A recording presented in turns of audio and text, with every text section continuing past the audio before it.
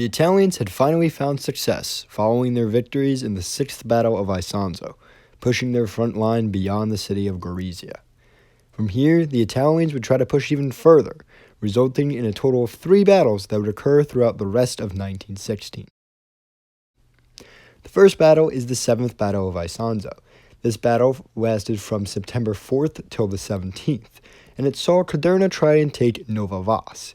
He would use a large amount of artillery to bombard the German bunkers in the area, which would cause the Austro-Hungarian forces to surrender. While a minor victory for the Italians, this was all part of Cadorna's plan to try to wear the Austro-Hungarians down into defeat, or at least force them to require more supports from the Germans, which would in turn force the Germans away from other fronts and possibly wear both sides into defeat. He was planning to do this by attacking small, concentrated objectives and quickly take them. However, this small battle would see 17,000 Italian casualties and 20,000 Austro-Hungarian casualties. Following this was the 8th Battle of Isonzo, occurring from October 10th to October 12th, where Cadorna tried to extend the beachhead established in the previously mentioned 6th Battle of Isonzo by, pushing his troops across the front line. This would result in massive casualties with very minimal results. The casualties in this battle number between 50,000 to 60,000 for Italy and 38,000 for Austro-Hungary. With minimal results in this battle, Cadorna would make the only logical conclusion a commander can make. He launched another battle, this one the 9th Battle of Isonzo.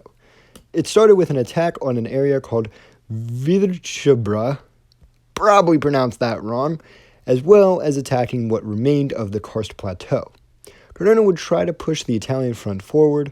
However, again, due to extremely large amounts of casualties, 75,000 from the Italians and 63,000 from the Austro-Hungarians, he really wouldn't be able to do any long, prolonged attacks to actually push the line back that much.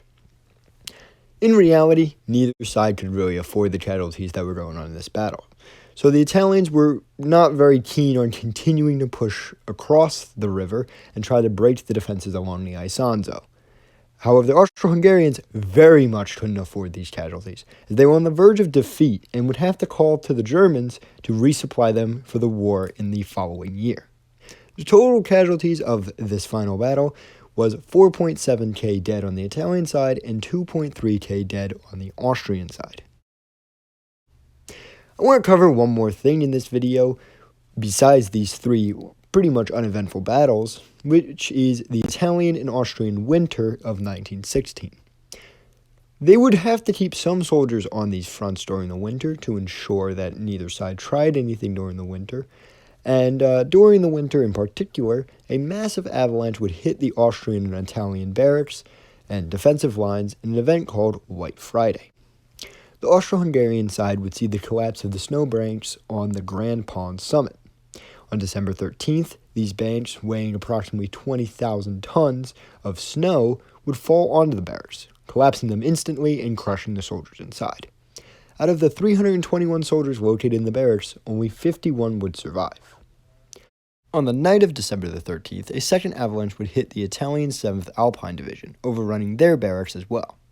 These would not be the only avalanches on this day, or the only avalanches during the winter, with rumors of both sides apparently shelling the banks to try to cause avalanches on the enemy. Following White Friday, 10,000 soldiers on both sides would be killed in December from avalanches, making it the 12th worst avalanche recorded disaster in history.